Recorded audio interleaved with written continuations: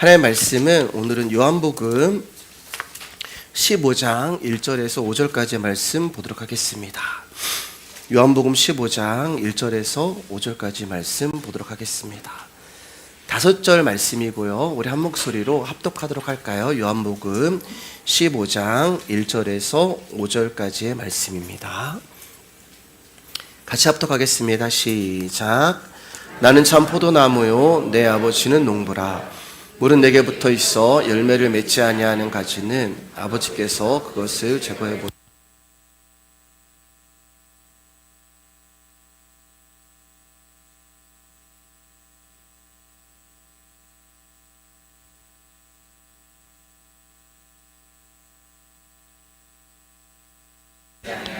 스스로 열매를 맺을 수 없음 같이 너희도 내 안에 있지 아니하면 그러하리라. 나는 포도나무요 너희는 가지라.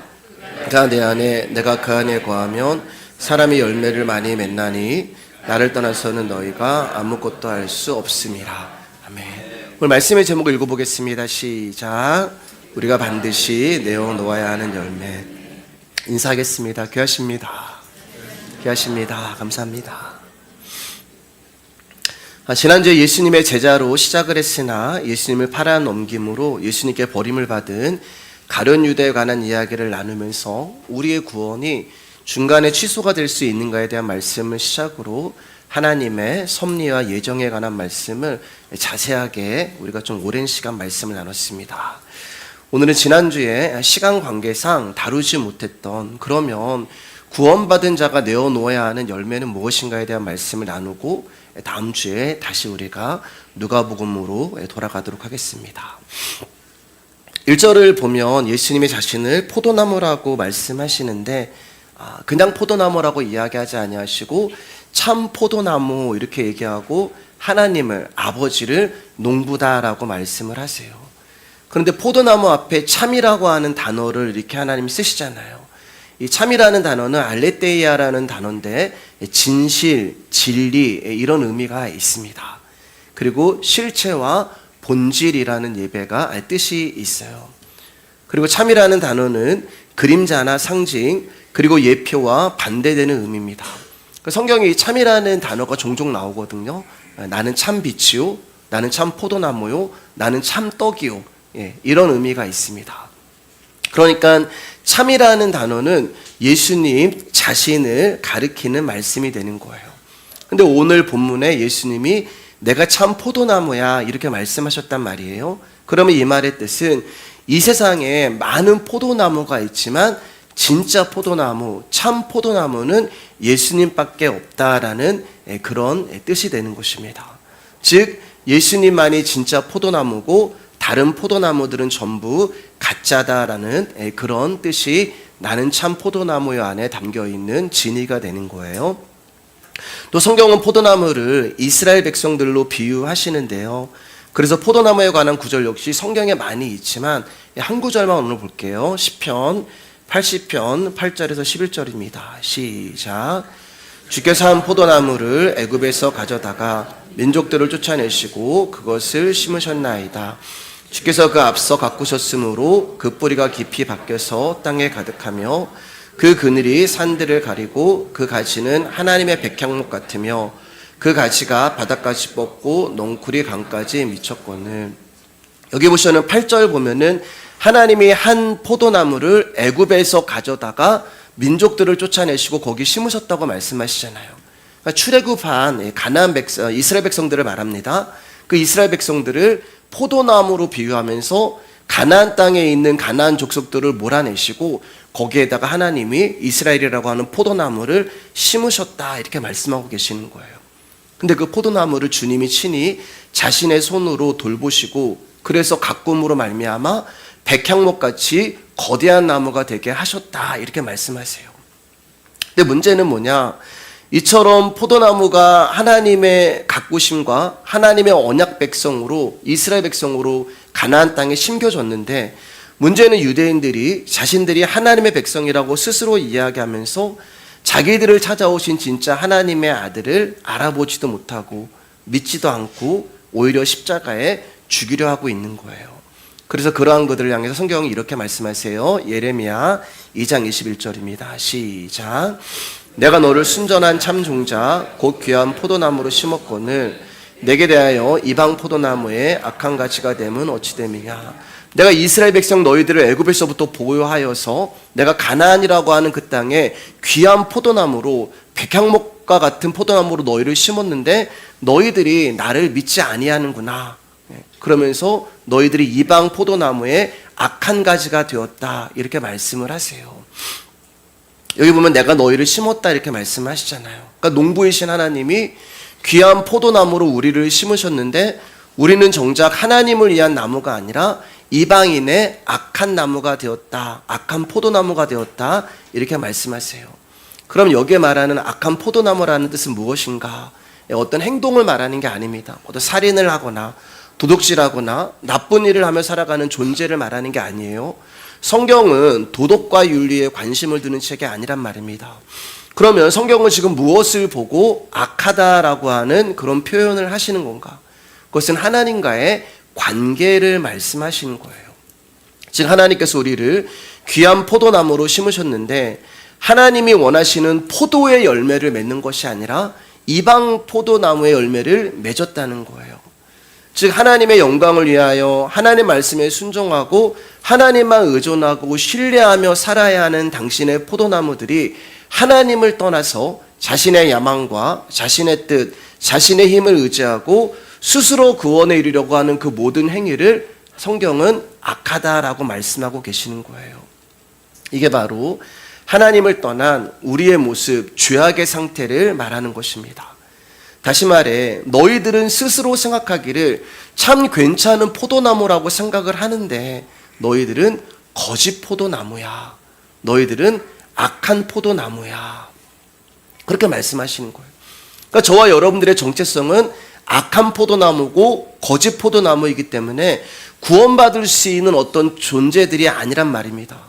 그런데 이러한 우리가 어떻게 구원을 받아서 참 포도나무이신 예수님께 접붙어 있는 가지가 되었는지 여기에 대해서 이제 오늘 말씀을 풀어가면서 그 답을 한번 얻어보도록 하겠습니다. 그 전에 하나님을 안다고 하지만 하나님을 영화롭게 하는 것이 아니라 자신의 영화를 위해서 살아가는 자기 영광을 위해서 살아가는 모든 존재들은 다 가짜 포도나무라는 것을 인정하시면서 말씀을 들어주셔야 돼요. 그러니까 저와 여러분들은 원래 거짓 포도나무고 악한 포도나무고 가짜 포도나무였구나라는 것을 인정하면서 말씀을 들어주셔야 됩니다. 신앙은 하나님이 나를 붙들고 계심을 아는 것임에도 불구하고 이 거짓 포도나무는 자신이 하나님을 붙드는 힘을 신앙으로 오해하고 있는 거예요. 여러분, 우리는 하나님을 붙들 수 있는 존재들이 아니에요. 우리는 필요할 때만 하나님을 붙드는 자들이지 우리는 언제든지 하나님을 놓을 수 있는 자들입니다. 그런데 하나님이 우리를 붙들고 계시기 때문에 저와 여러분들이 구원을 얻은 거예요. 그렇기 때문에 신앙은 늘 강조하는 말씀이지만 아는 것이 중요한 것입니다. 늘 드리는 말씀이고 늘 강조하는 말씀이에요. 신앙이 중요한 것이 아니라 신앙의 대상이 누구인지 아는 것이 중요해요. 모태신앙이 중요한 것이 아니라 그 신앙의 대상이 누구인지 아는 것이 중요한 것이고 여러분의 열심이 중요한 것이 아니라 여러분들이 열심을 내는 그 대상이 누구인지 아는 것이 중요합니다. 왜냐하면 진짜 신앙은 내가 신앙하는 참 포도나무이신 예수님이 누구인지 아는 것에서부터 출발을 하기 때문에 그래요. 자, 1절 말씀 다시 한번 크게 읽어보겠습니다. 시작. 나는 참 포도나무요 내 아버지는 농부라. 여기 보면 예수님이 참 포도나무가 될 수 있는 그 근거를 말씀하시는데 하나님 아버지가 농부이기 때문이다 이렇게 말씀하세요. 그러니까 진짜 포도나무와 가짜 포도나무를 가르는 기준이 뭐예요? 하나님 아버지가 농부인가 그렇지 않은가입니다. 예수님은 하나님의 뜻과 그분의 섭리대로 순종을 하셨어요. 그러니까 예수님은 자기가 원하는 열매를 내는 악한 이방 포도나무와 달리 오직 농부이신 아버지가 원하는 열매를 맺고 계시는 거예요. 자신의 영광이 아닌 하나님의 영광, 자신의 뜻이 아닌 하나님 아버지의 뜻을 먼저 생각하고 그 말씀에 순종하시면서 사신 것입니다. 농부는 농사를 짓는 사람이고 농부는 나무를 가꾸는 사람이에요. 그럼 농부에게 있어서 가장 큰 기쁨이 무엇인가? 그것은 자기가 가꾸고 자기가 기른 그 나무에서 좋은 열매가 맺어지는 것입니다. 그래서 그 열매가 맺어질 때까지 농부는 나무를 가꾸고 물을 주고 잡초를 뽑고 해충으로부터 막아주며 지극한 정성과 기다림 속에서 열매가 맺히기를 기다리는 거예요. 그러니까 우리의 신앙, 우리의 열심, 우리의 기도, 우리의 봉사와 같은 행위로 열매가 맺어지는 것이 아니란 말입니다.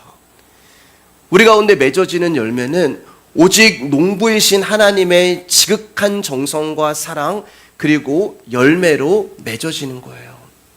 자, 2절을 보면 이제 농부가 하는 그 일이 구체적으로 좀 더 기록되어 있습니다. 읽어볼까요? 시작. 물은 내게 붙어 있어 열매를 맺지 아니하는 가지는 아버지께서 그것을 제거해 버리시고 물은 열매를 맺는 가지는 더 열매를 맺게 하려 하여 그것을 깨끗하게 하시느니라. 사실 여러분 2절 말씀은 굉장히 난해한 구절이에요. 굉장히 어려운 구절이에요. 왜냐하면 여기 보시면 예수님께 붙어 있는데 열매를 맺지 못하는 자는 아버지가 그것을 제거해 버리신다고 말씀하기 때문에 그렇습니다. 그래서 사람들이 이 구절을 가져다가 가룟 유다에 대해서 이야기를 하는 거예요. 가룟 유다가 예수님께 버림을 받은 이유는 자신의 욕심으로 열매를 맺지 못했기 때문에 하나님으로부터 제거됨을 당했다라고 주장을 하는 것입니다. 그래서 어떻게 해야 된다고 그들이 주장하는 거예요? 다시 사람의 신앙으로 가야 되고 사람의 열심으로 가야 되고 사람의 기도와 봉사와 헌신과 같은 행위로 열매를 맺어야 된다고 이야기를 하는 거예요. 여러분, 제가 몇 주에 걸쳐서 이 부분을 지금 다루고 있는 거 아시죠? 근데 여러분, 우리라는 존재는 누가 와서 그렇더라라고 하면은 또 넘어가는 자들이에요. 한 달만 이 강단에서 제가 아닌 어떤 사람이 와서 복음이 아닌 다른 말씀을 증거하면 여러분들은 넘어갈 수밖에 없는 자들이란 말입니다. 우리가 그런 자들이에요. 그래서 우리는 끊임없이 참이라는 진리 앞에 머물러 계셔야 하고 우리는 끊임없이 참이라는 예수님만을 알아가야 하는 방법 외에는 우리에게는 다른 방법이 없는 거예요. 예수님 안에 우리가 가지로 붙어 있는데 우리가 열매를 맺지 못하면 아버지께서 우리를 제거해 버리신다라고 말씀하십니다. 여러분, 문자적으로 이 말씀을 보면 우리가 신앙생활하면서 어떤 열매도 내어놓지 못하면 가룟 유다처럼 우리의 구원이 중간에 취소될 수 있고 탈락될 수 있는 말씀처럼 보여요. 그래서 사람들이 이 부분을 가지고 가룟 유다 이야기를 하기도 하고 또 어떤 분들은 마태복음 7장에 예수님의 이름으로 선지자 노릇하고 많은 권능을 행하고 귀신을 쫓아냈지만 그것을 불법이라는 열매를 내어놓은 것이기에 하나님으로부터 버려짐을 당했다라고 주장하시는 분도 계십니다. 그러나 그런 내용이 아니에요. 여러분, 만약에 이 말씀이 문자적으로 그런 내용이라면 베드로는 무슨 열매를 내어놓았습니까? 우리가 계속 보지만 베드로는 예수님 3번 부인하고 욕하기까지 했잖아요. 사도 요한은 무슨 열매를 내어놓았어요? 빌립이, 도마가, 안데르가 내어놓은 열매가 무엇이냐는 거예요. 목사님, 그들이 평생 복음을 전하면서 회심시킨 자들의 열매가 아닐까요? 여러분, 그것이 정말 주님이 원하시는 열매일까요? 그렇지 않습니다.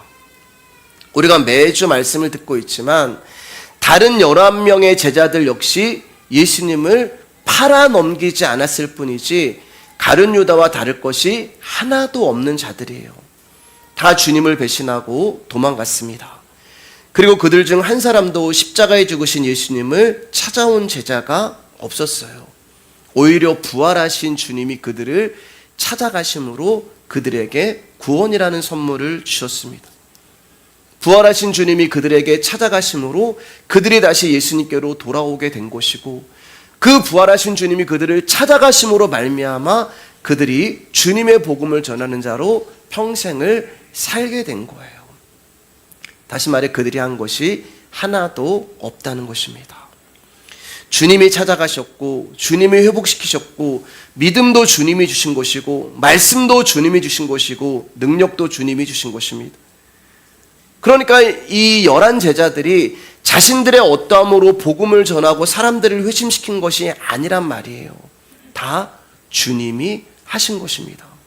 그렇기 때문에 그것은 주님의 열매가 되는 것이지 제자들의 열매가 될 수 없다는 말이에요.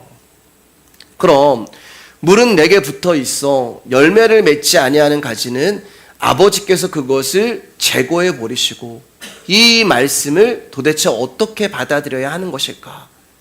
정말 우리가 주님이 원하시는 열매를 맺지 못하면 우리의 구원이 중간에서 취소되고 탈락이 된다는 말인가?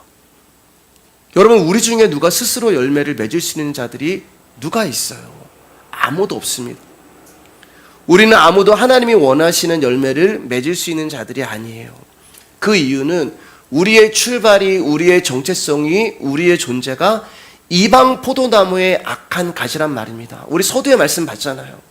우리는 아무리 하나님이 잘 심겨놔도 우리라는 본성을 따라서 죄악의 삶을 살아갈 수밖에 없는 그런 악한 포도나무란 말이에요. 악한 포도나무가 내어놓는 열매는 악한 열매밖에 없어요. 그렇기 때문에 우리는 하나님이 원하시는 열매를 내어놓을 수 없는 자들이란 말입니다. 이게 우리의 현실임에도 불구하고 많은 교회들이 열매를 맺으라고 소리치고 있습니다. 우리의 어떠함과 우리의 행위로 열매를 맺어서 하나님을 기쁘게 하자고 선포도 해요. 우리가 내어놓는 열매는 다 악한 열매인데 말입니다. 예수님이 십자가의 죽으심으로 우리에게 참 포도나무가 되셨는데, 다시 참 포도나무이신 예수 그리스도로부터 독립을 해서 악한 포도나무가 되자고 하는 주장이 되는 거예요. 다시 한번 말씀드리지만 우리는 스스로 하나님이 기뻐하시는 열매를 절대 내어놓을 수 없는 자들이에요.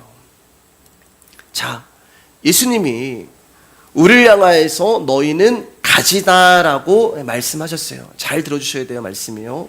너희는 가지다. 여러분, 열매는 나무가 맺는 것이지 가지가 맺는 게 아닙니다. 그리고 열매는 가지가 맺는 것이 아니라 농부이신 하나님이 맺게 해주시는 거예요. 그러면 가지가 해야 할 일은 무엇인가요?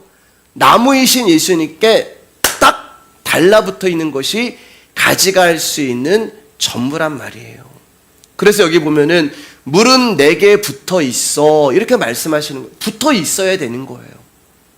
그런데 열매를 맺지 아니하는 가지는 아버지께서 그것을 제거해 버리시고, 지금 나무이신 예수님께 딱 붙어 있는 거는 알겠는데, 우리가 살려고 하면 그분께 붙어 있는데 내가 열매를 맺지 못하면 아버지께서 그럼 나를 제거해 버리신다?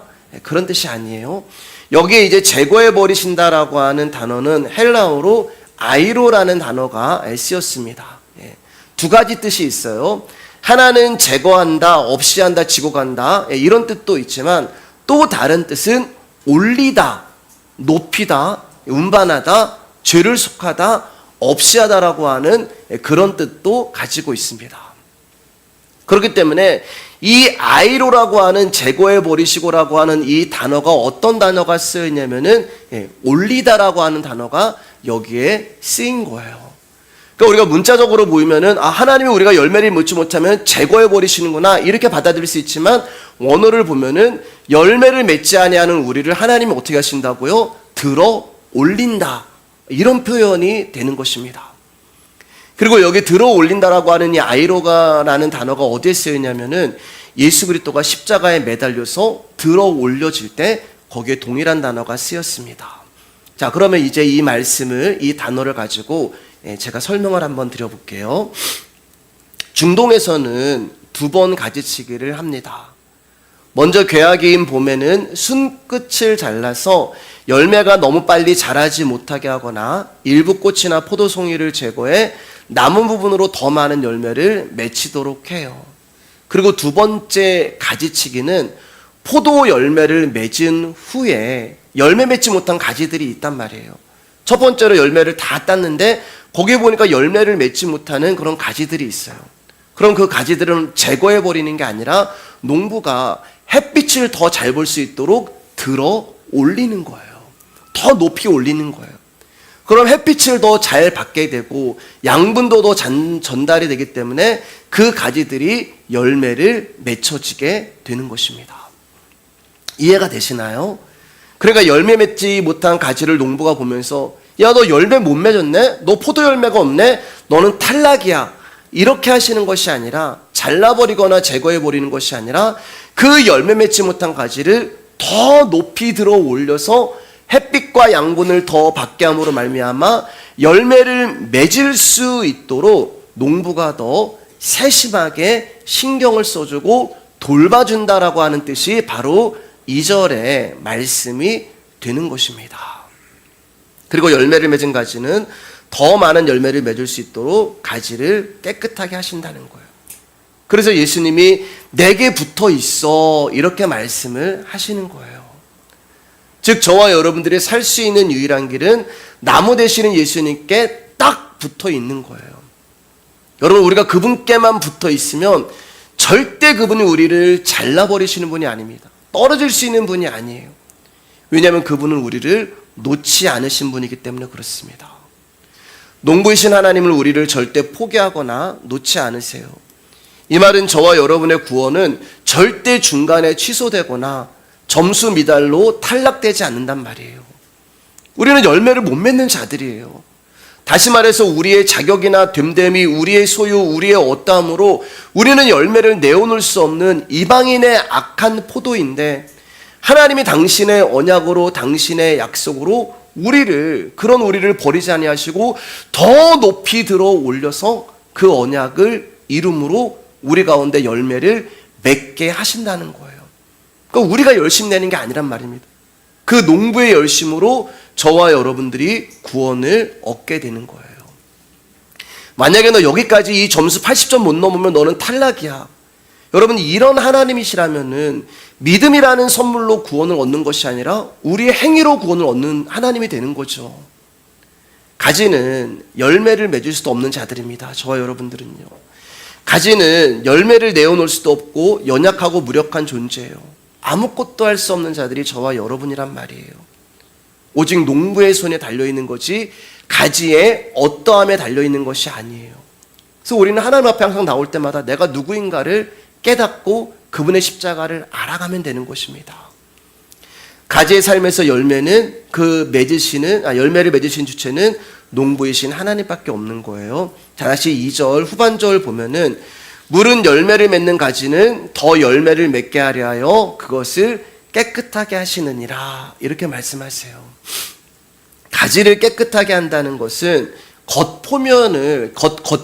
겉모습을 청소한다는 말이 아니에요.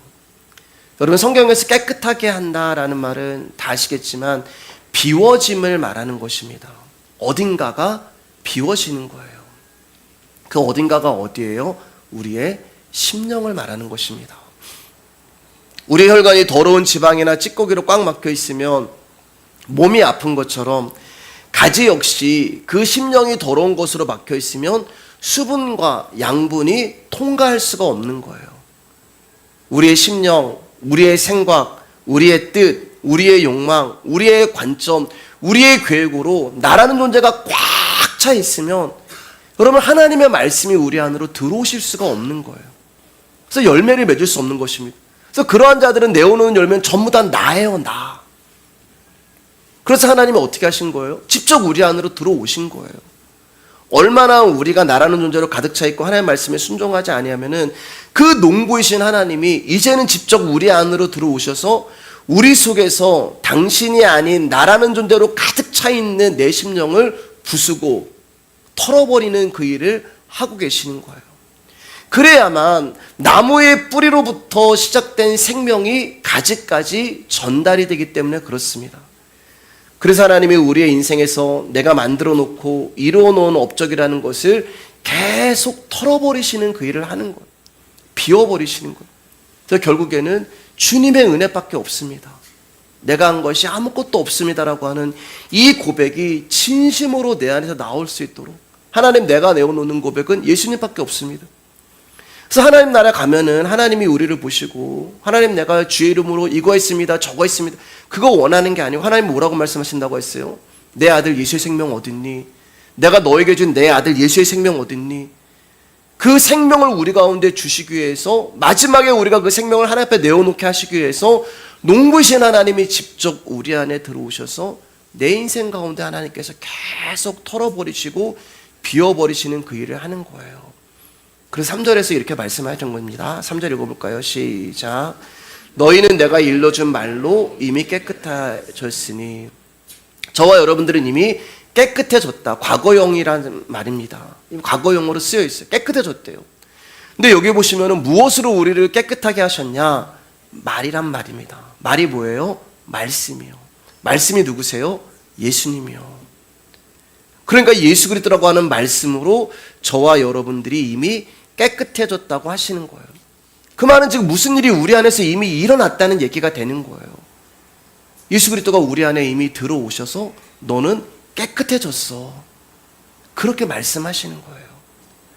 주님은 우리를 거룩한 고난을 통하여서 깨끗하게도 하시고, 주님은 우리를 거룩한 고통으로 인하여서, 환난으로 인하여서 깨끗하게도 하십니다. 물론 그런 것들로 은혜를 경험하게도 하시고 주님과 더 깊은 관계로 우리를 인도하시기도 하세요. 그러나 예수님이 오늘 우리 가운데 분명하게 말씀하시는 것은 너희들이 깨끗해질 수 있는 그 근거는 오직 말씀이야. 그렇게 얘기하고 계시는 거예요. 그러니까 여러분들이 지금 말씀을 듣는다는 것은 그 말씀이 내 안에 생명으로 들어오셔서 나를 깨끗하게 하시는 그 작업을 하시는 현장 가운데 계시는 것입니다. 그래서 예수님이 또 다른 보혜사인 성령님을 우리 심령 안에 보내시겠다라고 약속을 하시고 너희의 심령을 내가 거의 거할 거처로 삼겠다고 말씀하는 거예요. 그러니까 우리의 영혼이 죽고 사는 문제, 나의 신앙이 성공하냐 실패하냐는 여러분 모태신앙의 어떤 경력도 경험도 나의 지식도 아니라 오직 그분의 말씀이신 예수님이 내 안에 있느냐 없느냐로 결정이 되는 거예요. 그러니까 말씀을 한 번 듣는 사람이랑 세 번, 네 번 듣는 사람이랑 그 사람에게 임재하는 하나님의 생명이 다를 수밖에 없다는 것입니다. 우리가 어떤 집사님이 제 설교를 주일날도 들으시고 집에 가셔서도 다시 듣는다고 말씀하시더라고요. 또 다른 분은 차로 출근할 때 들으시고 퇴근할 때도 들으신대요. 어떤 날은 설교가 끝날 때까지 차 안에 기다리셨다가 그 말씀이 끝나시고 집에 들어가신다는 말씀을 하셨습니다. 그래서 제가 집사님 그렇게 들으시면 이제 들으실 거 없지 않으세요? 라고 여쭤봤더니 그분이 답하시기를 목사님 들은 거 또 들어요 이렇게 말씀을 하시더라고요. 또 들으신대요. 그런데 들을수록 새롭다고 하십니다. 들을수록 은혜가 되고 들을수록 깨달음이 있고 말씀을 들을수록 더 갈급해지고 말씀을 들을수록 더 듣고 싶고 똑같은 이야기고 똑같은 설교고 똑같은 예수고 똑같은 복음이고 솔직히 지겹잖아요. 그런데 그 집사님 고백이 들으면 들을수록 말씀에 기대가 되고 들었던 말씀인데도 또 새롭게 들린다는 거예요. 제 자랑하는 거 아닙니다, 여러분. 신앙생활은 부익부 빈익빈이라고 말씀을 드렸잖아요. 있는 자는 더 받게 되는 것이고 없는 자는 그 있는 것마저 빼앗기게 되는 거예요. 영적인 원리는 말씀과 가까워지면 더 가까워지는 것이고 말씀과 멀어지면 더 멀어지는 거예요. 그래서 열매를 맺는 가지는 더 열매를 맺게 하려 그것을 깨끗하게 하시느니라. 여기 열매를 맺는 가지가 더 많은 열매를 맺는 거예요. 말씀을 들은 사람이 그 말씀을 더 사모하게 되는 것입니다. 그러니까 우리 가운데 열매가 맺어지고 우리를 깨끗하게 하시는 것은 말씀밖에 없는 것입니다. 그리고 그 말씀이 임한 자들은 이미 깨끗하게 된 자들이에요. 그리고 깨끗하게 된 자들이 열매를 맺을 수 있는 것입니다. 순서를 잘 기억하셔야 돼요, 여러분. 우리가 열매를 맺을 수 있는 어떤 자격이 있어서 깨끗해진 것이 아니라 말씀이 우리 안에 들어오셔서 우리를 깨끗하게 해주셨기 때문에 우리가 열매를 맺을 수 있는 것입니다. 그래서 4절에서 이렇게 말씀하는 거예요. 시작. 내 안에 거하라. 나도 너희 안에 거하리라. 붙어 있지 아니하면 스스로 열매를 맺을 수 없음 같이 너희도 내 안에 있지 아니하면 그러하리라. 예수의 생명으로 깨끗한 자들이 되었기 때문에 그분 안에 거할 수 있는 자격이 생긴 것입니다. 그래서 예수님이 명령을 하시는 거예요. 우리 가운데 내 안에 거하라. 예. 그럼 어떻게 하시겠다고요? 나도 너희 안에 거하겠다. 요한복음 14장 20절입니다. 시작.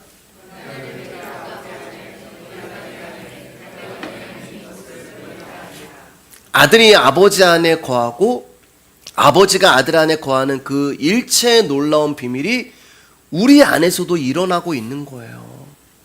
그런데 놀라운 일이 우리 가운데 지금 일어나고 있는 것입니다.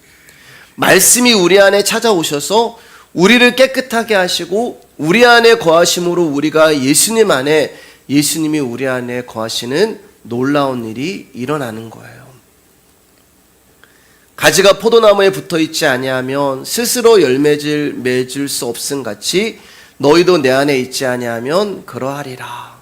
그러니까 농부이신 하나님은 열매를 맺지 못하면 우리를 잘라버리시겠다고 하시는 것이 아니라 가지인 우리를 향해서 이렇게 말씀하는 거예요. 야, 내가 이미 너를 나의 생명으로 깨끗하게 했고 이미 너는 내 안에 있다. 이게 붙어있다는 뜻이에요. 그러니까 다른 데 가면 안 돼. 너 내 안에 꼭 붙어 있어야 돼. 너 다른 데 가면 안 돼. 너 내 안에 꼭 붙어 있어야지만 네가 열매를 맺을 수 있어. 이렇게 말씀하는 거예요. 다시 한번 강조드릴게요, 여러분. 가지가 해야 하는 일은 꼭 붙어 있는 것입니다. 그리고 비워지는 거예요. 애를 쓰는 것도 아니고 움직이는 것도 아니고 일을 하는 것도 아니고 꼭 예수 그리스도의 그 십자가에 붙어 있으면 되는 것입니다. 그게 저와 여러분이 할 수 있는 유일한 일이고 최고의 일이에요. 자, 5절 말씀 보겠습니다. 시작. 나는 포도나무요 너희는 가지라. 그가 내 안에 내가 그 안에 거하면 사람이 열매를 많이 맺나니 나를 떠나서는 너희가 아무것도 할 수 없음이라. 다시 한번 예수님이 강조를 하시잖아요. 되풀이하십니다. 나는 포도나무요 너희는 가지야. 너희는 내 안에 꼭 붙어 있어야 돼. 근데 여기 이제 1절에서 5절 보면은 2절에도 붙어 있어 라는 말이 나오고 4절에도 붙어 있어 라는 말이 나와요. 여러분, 붙어 있어 라고 하는 이 말은 처음부터 그 원 가지가 아니란 말이에요. 붙는다는 말은 뭔가 접착제로 해가지고 딱 붙인다는 말이잖아요. 그러니까 이 가지는 다른 가지란 말이에요. 여기 포도나무가 있는데 원 포도나무에서 나온 가지가 아니라 엉뚱한 가지란 말입니다. 이방인의 포도나무라고 말씀드렸잖아요. 그러니까 저와 여러분들은 이방인의 포도나무, 이방인의 가지였단 말이에요. 근데 그러한 악한 포도나무 그 가지를 농부이신 하나님이 떼갖고 와가지고 예수 그리스도라고 하는 그 포도나무에 탁 접붙이시는 거예요. 이해가 되시나요? 예. 우리는 악한 포도나무예요. 우리가 와서 착착착 와가지고 우리가 예수라는 나무에 붙어야지라고 딱 붙는 게 아니라 우리는 여전히 나라는 존재로 해서 살아가는 죄악된 삶을 살아가고 있는 죄인이었는데 하나님이 오셔서 우리라고 하는 그 악한 포도나무 가지를 부러뜨리셔서 지금 예수라고 하는 이 참 포도나무 가운데 우리를 접붙여 주시는 거예요. 그래서 붙어 있어 이렇게 말씀하고 계시는 것입니다. 그렇게 하는 이유가 뭐예요, 여러분? 나무를 심으려는 흙에 이미 잘 적응한 나무를 사용하여 품질 좋은 품종의 포도나무를 얻기 위한 방법으로 농부들이 그렇게 사용을 하잖아요. 예수님이 그렇게 우리를 접붙여 주시는 것입니다. 저와 여러분들이 이방 포도나무의 악한 가지에서 구원을 받아 예수라는 나무에 접붙임으로 이제 참 포도나무의 줄기가 된 거예요. 우리는 여전히 죄악된 모습이고 절대 하나님 나라의 땅에 심겨질 수 없는 악한 포도나무 종자인데 그렇게 더럽고 냄새나고 추악하고 죄로 인하여 아무짝에도 쓸모없는 버려질 그 나무를 하나님이 가져다가 예수라고 하는 참 포도나무에 딱 붙여놓으시고 너 여기 꼭 붙어 있어야 돼. 그래야지만 내가 열매를 맺고 살 수 있어. 왜 여러분? 그 방법밖에 없기 때문에 그렇습니다. 저와 여러분들이 구원을 얻을 수 있는 유일한 길은 예수라는 참 십자가 나무에 접붙임을 당하는 방법밖에 없기 때문에 그래요. 그래서 농부이신 하나님이 아무짝에도 쓸모없는 우리를 십자가 포도나무에 접붙이신 것입니다. 누가복음 19장 30절 31절입니다. 시작. 이르시되 너희는 맞은편 마을로 가라. 그리로 들어가면 아직 아무도 타보지 않은 나귀 새끼가 매어 있는 것을 보리니 풀어 끌고 오라.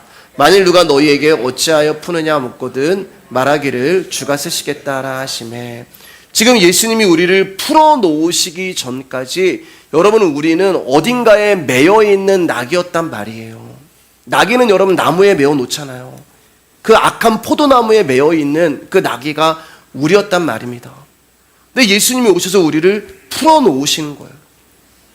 그리고 그 풀어놓으신 나귀를 끌고 오셔서 어딘가에 끌고 가십니다. 예루살렘으로 끌고 가세요. 그럼 나귀를 타고 왜 예루살렘에 들어가실까? 우리를 어떤 나무에 다시 접붙이시기 위함입니다. 창세기 49장 10절 11절입니다. 시작. 유다에게서 왕이 끊이지 않을 것이고 유다에게서 다스리는 자가 끊임없이 나올 것이다.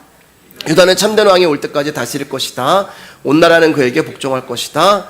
유다는 나귀를 포도나무에 매며 나귀 새끼를 가장 좋은 가지에 맬 것이다. 유다는 포도주로 자기 옷을 씻을 것이며 겉옷을 붉은 포도주에 빨 것이다. 여러분 여기 유다는 유다 지파로 오르시는 예수 그리스도를 말씀하시는 거예요. 그리고 여기 나귀는 바로 예수님이 예루살렘에 오셔서 풀어놓은 그 나귀를 말합니다. 그 나귀가 악한 나귀란 말이에요. 죄악된 나귀란 말입니다. 저와 여러분이란 말이에요.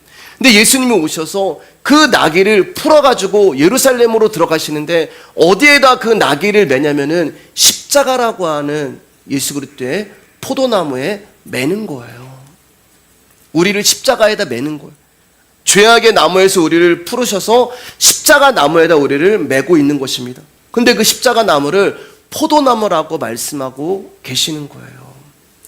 예수님이 뭐라고 말씀하셨어요? 오늘 본문에 나는 참 포도나무요.